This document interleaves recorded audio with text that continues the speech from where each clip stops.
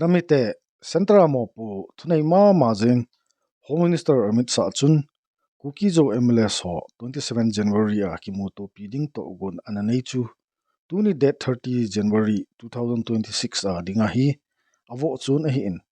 Hijitua hi Melay ho lang ahi a Iho langa ho akona zong speculation tampi a woman Ahin Zani Chun BJP senior journalist Nafnit Misra in Asaina Achu Manipur rahi Chief Minister post Melay BJP Mla'S ho Kichu chu na pen post hi Seithei MLA Hungkaido Govindas in Amuding APD Vin Asain Chule Chief Minister Louis Enbrin Singh de Tolpuchu Rai Sabha a adop sang divin anasain ama thuse hi chomcha aga angai hu hitive Manipur में भाजपा एक ऐसे चेहरे को मुख्यमंत्री बना सकती है जो कि पूर्वोत्तर का दूसरा हेमंत बिस्वा साबित हो सकता है। नाम है गोविंदास। 7 बार के लगातार विधायक हैं। 2021 तक वो कांग्रेस में थे, उस वक्त 6 बार के विधायक थे और इसके बाद बीजेपी में आए तो 7 बार के विधायक हुए। और चूंकि बीजेपी एक बार फिर से मणिपुर में सरकार बनाने की पूरी तैयारी कर रही है और 27-28 तक ये संभावना है कि सरकार बनाने का निर्णय हो सकता है। और अगर ये निर्णय हुआ तो या तो इस महीने के आखिर में ही शपथ ग्रहण हो सकता है, नहीं तो फिर 12 फरवरी से पहले ये चीजें हो सकती हैं, क्योंकि 12 फरवरी तक राज्य में राष्ट्रपति शासन लागू है और अगर सरकार बीजेपी बनाती है तो उससे पहले यह निर्णय लेना होगा। अब सवाल उठता है कि इन बीरेन सिंह का क्या होगा। मेरे सूत्रों का यह कहना है कि इन बीरेन सिंह को पार्टी राज्यसभा के रास्ते केंद्र में ला सकती है, उनको राज्य की राजनीति से हटा के केंद्र में लाया जा सकता है। इन बीरेन सिंह की पार्टी में उपयोगिता है, उन्होंने काफी बेहतर तरीके से चलाई। यह अलग बात है कि दुर्भाग्यपूर्ण रूप से वो घटना हुई और मैतेई और कुकी के बीच में जो भरोसे का संकट उत्पन्न हुआ उस चीज को वो संभाल नहीं पाए, तो ये उनकी बहुत बड़ी असफलता थी। लेकिन चूंकि पार्टी की उन्होंने सेवा की है और पार्टी के पूर्व मुख्यमंत्री रहे हैं, उनके समर्थकों की भी संख्या है, तो ऐसे में पार्टी उनको खाली नहीं बैठाएगी और राज्यसभा की एक सीट वहां पे खाली हो रही है। मुझे लगता है कि उस सीट से एन बीरेन सिंह को केंद्र में लाया जा सकता है या उन्हें कोई और जिम्मेदारी दी जा सकती है। राज्यसभा के साथ उन्हें केंद्र में मंत्री भी बनाया जा सकता है, जिससे उनके समर्थक भी थोड़े से सधेंगे। चीफ मिनिस्टर पोसी कोन अतु लोचू इहो दिंगा बोइने दिंग नेउ खत जंग ओमपोन इहोन इबोई पी पेनुले इकिचात पेनुचू Kuki-Zo Mla'S sohin popular government ke sepna hi panahin ladivem ti hi mitukip lungop kaina khatchu ahi in hichi thudol to ke sain kokomi a convener pa akoi jamin news discussion ho khana athuse ga ngai kit hi tv lemori ba MLA ahum mari se MLA ahum mari sina yadabagi magi piri ba maram se sigi maram sina lemori ba MLA yankhai amaga plus hojiki moidagi already mod khenaraga adu yaning da ba or moidagi madu gi agenda do thado ga tholak raba MLA manga siga plus 5 55 hairasi 55 lemori ba 55 MLA gi marai baksi yumpham yauda ba logical oida ba amadi anti manipur gi agenda पूरा चट MLA अहम मरी नांग वादुद मरम MLA यांखै मंगा की मराई मोई लेप्तोरा नत्रगा MLA यांखै मंगा ना मोई मराई लेप्तोरा अखोई लेरिबो पार्लियामेंट्री डेमोक्रेसी सिदा मेजॉरिटी कैरीज द वोट हाइदाने अदु दादी मेजॉरिटी कैरीज द वोट होयगदी MLA यांखै प्लस मोई दगी थोलै मंगा तरुक सिग पुंजलगा मोइना करी पामिगे हाइबसिना हेना लेजिटिमेट होइबा हेना वैल्यू लेबा हेना लीगल होइबा हेना मियाम की एस्पिरेशन दु रिप्रेजेंट तोबा वॉइस ने हाइदना इंडिया की कॉन्स्टिट्यूशन की मीटिंग दा पार्लियामेंट्री डेमोक्रेसी की मागी फंडामेंटल मागी आइडिया दुगी मीटिंग दी येंग मतम दसु मोई ओपिनियन द चटपा ताबन देशन चली बा मोई अहुम मरी से मसी मोइना यावरे फरे यावद्रे इधर दे रिजाइन MLA दगी रिजाइन तो थोगा मोई खुलाई पाइबर रालो मोई सु नार्को टेररिस्ट लीडर ओइ गेब्रो काइनो इट्स अप टू देम नत्रगने MLA ओइना लेगे हगना वांगांगनु या दे गांगनु तौरो गवर्नमेंट सेमबदो कमेंट पीरनु अदुगे MLA के लोकल एरिया फंदो ए मोइसु करो अनि दुम लानी दना अदु तौरगा मा मोगी एरिया दुदा कइनो मा मथंगी बोर्ड की प्रिपेयर तौगे तौरो अदु नतना सुम सिगी एंटी स्टेट ओइबा एजेंडा गांगगा मणिपुर के असेंबली दा फमनी हायरागदी मधु मणिपुर मियामना कछु यानिंगबा ओइरोयबा अदुना मधु ओइरोदबा वादु ददी मणिपुर मियामना कॉम्प्रोमाइज तौबदो पोसु लेते अतोपा नेगोशिएशन और अतोपा aspecta kari kari tau be ai hena phagan na kai tau be ai peace purang na kai tau be ai boundary secure na kai tau be ai drug issue si resolve tau no kai tau everything loi yani but anti manipur oi ba manipur kai bia wa ngang ga manipur assembly da phamni haira ga that will be very difficult me manipur miyang ko su yang problem lai ni moi masa su problem lai ni adui potu da ya ro aduna wa ngang da na sakhiba ma aduga moina maram oiraga MLA yankai manga yankai taruki laibak sa moina determine tau laita raga di aduda yahaliba India gi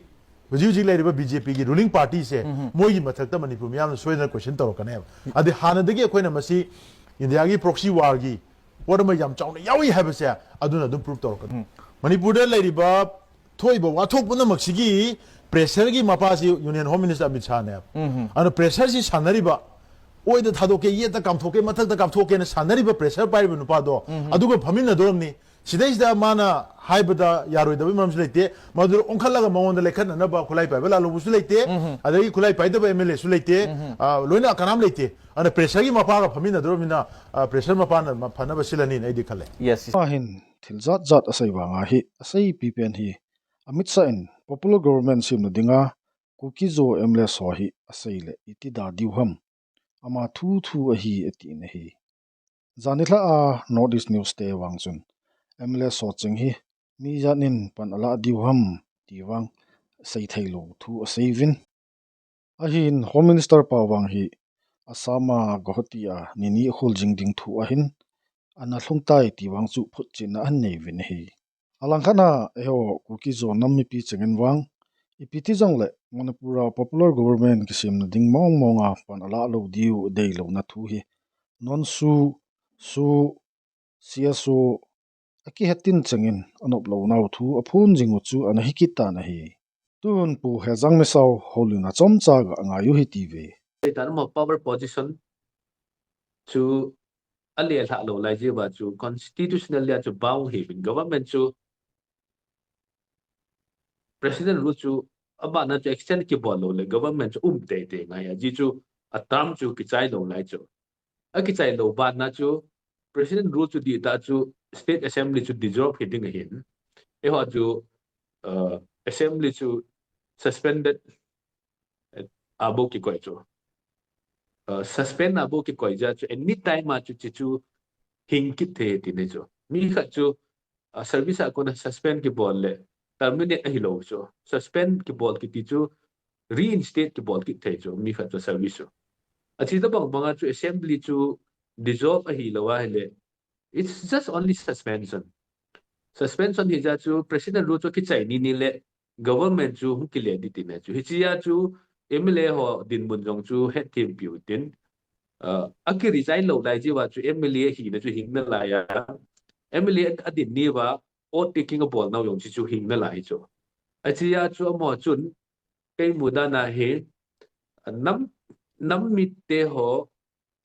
sentiment jong again tho alo thelo am ho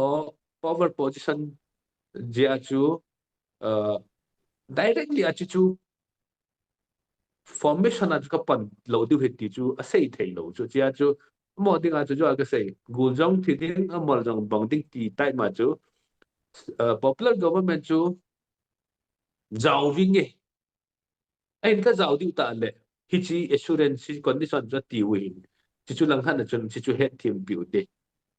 chi pa chu ka ti na chi chu he a hin hi che hin amo hin guts song nei han ka ti na chu chu movement na hi guts le guts pa hi thu pi ka ti na chi chu he a hin ka form lo du he ka mi te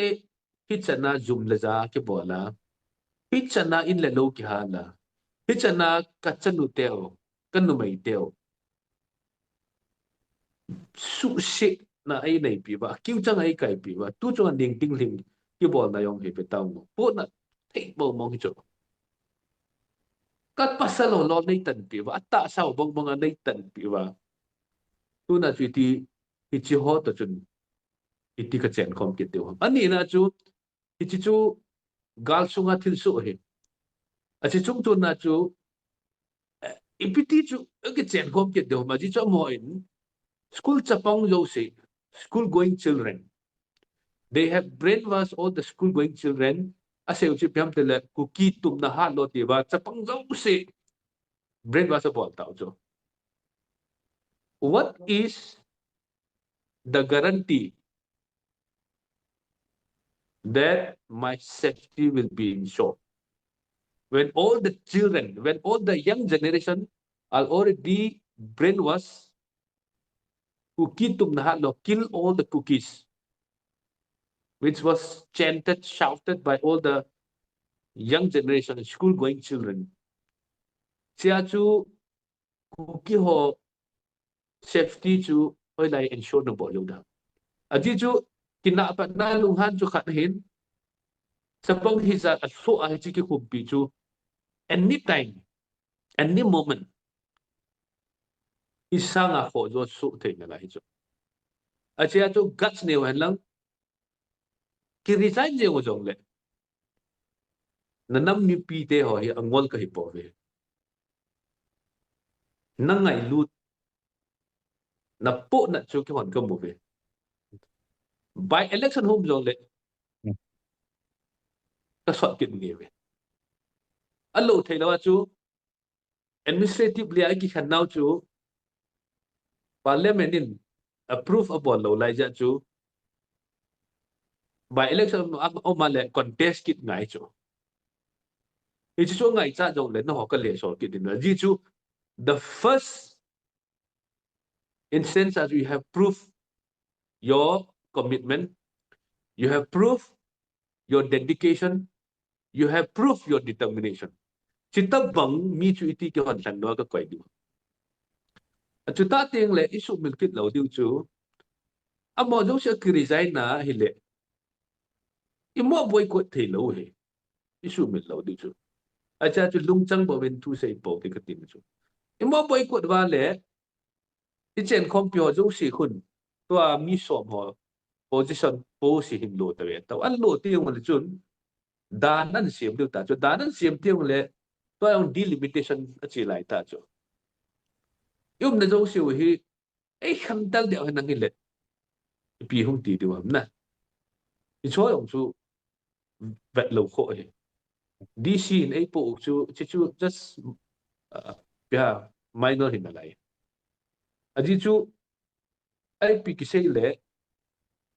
parliament in no ho hi na ki khanta bi ta proof abol masang si sia chu manipula pa na chu ki pot thei lo lai chu. Ki pot thei masang si se wa chu i gamu.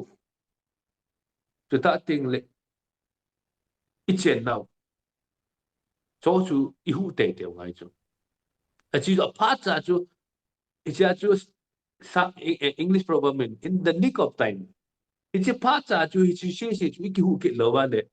Separate administration in pi new le. Hi chi hilaya legislative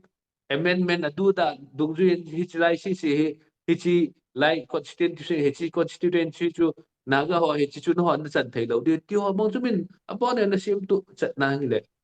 Cha chu i pi lam lo di. Cha chu administratively chu iki san ting lo lai je ba chu hi chi jong chu hu te te ngai election of kinang la lo thila chu kai sa ke du a ding di ho chu i ho ku sa chu determine nei ta ading ngai hi chi chu ngai a chu ti lo le na ga ho blunder chu i ho ni repeat di we na ga boycott na ball ba i ho na kai ba ki shit na lit ta ne we ta chu leng pa sei dinga chu tu cha na chu there is no like guarantee that separate administration cho ki pin is guarantee lo lai cho lo lai ja cho ai pi le hi chi sunga chu step la dan pa chu ching thei ta chi diu I gamu cho bit te te ne ding pa chu chu ngai to ngai a chia chu ken ka sei chu the resignation chu it's not a big concern. How much you stand for your people is what we want to ask. It's just kecil po le. Na position to na power chu we will give you back. Kon na pin news am chon ko pin news la. Kon na shot do news am mi pin ka shot do news la. A chu tel tu dan na ngai du na cho kecil ting le. when it is crystal clear na chandi lo ding a pathenin abram at pa ko wa abram ni chana ngai lu nam ti cho vek nom cho ai sa nga ko wa at pa chang khat se cho abram ni pathen ngai lu na fulia amat sa cho at pa cho chandi lo chúng ta bảo mà chú na emulation na năm ngày lúc nào thì chỉ ta nay mua sa điều lệ na position na sa đi lâu đi thì vang sum thì sẽ đi chú sẽ nó Home Minister Amit Sain Dibugad Asama Ahungluna project Zatham Athian Sona Bana Kuki-Zo Mla'S Soto Nini Akhul Jinsunga Kimu Pidinga ke Seijing Wangin Hichitu hi ichana ata ahi wang media honjong Tuni chun Seithei lo na thu phongdo ki duwin hi Hichitu ahi kon ipisejong le Mla'S honjong khatwei be hi media a pan ala lo diu thu hi atha a thu su hin bolowa nampi hi alonggelu le adin mun ho hinsei pi thailewang nampi lumbon na dingjong ahin tuni chan hin pr jong abol puwin press mai ho jong aki mai tu khapo pi puwin ipi agelu hitam ti hi mipi lungop kai na khatchu ahitan ipi hile outcome hoi ding hi nampi kine na khatchu ai kinin hi ai pi chu hile jingchan ge hu ipi thu so am ti chu inga jing diu hitan tuni adinga hichan hin isa utin hichan hin chai ta hi ti ve